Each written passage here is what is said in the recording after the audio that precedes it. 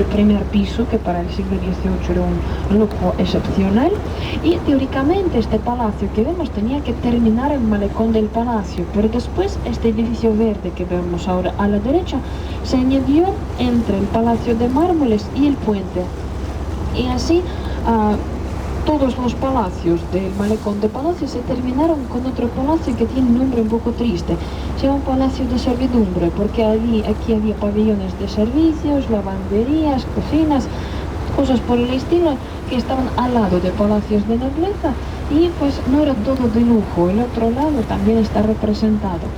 Mientras tanto nos hemos acercado al puente de la Santísima Trinidad, mirando a la derecha enfrente, a la izquierda enfrente se puede ver representado arriba el escudo de San Petersburgo, dos anclas cruzadas, el cetro en el medio.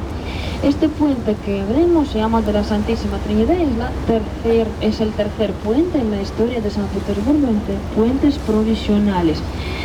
Imagínense, 150 años la ciudad vivió sin puentes permanentes, cada primavera construyendo un puente, y después cada otoño el puente se destruía con el hielo, y por eso había un hueco cuando la gente no podía pasar de una orilla a la otra, o lo hacía con mucha dificultad, y cuando ya se establecía el hielo se podía cruzar el río en primero.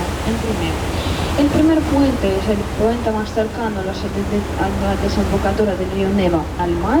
El segundo es el puente que veremos a continuación de fundidores de hierro. Este fue el tercer puente, estrenado para 1903, para el aniversario de la ciudad, cuando San Petersburgo cumplió 200 años.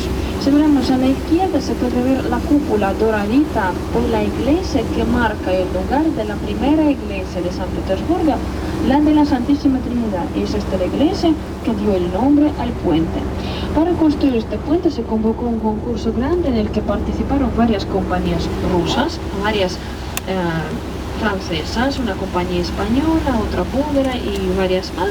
Fue elegido primero un proyecto de una compañía francesa, después otro, y por fin el concurso lo ganó la compañía Boutillier francesa.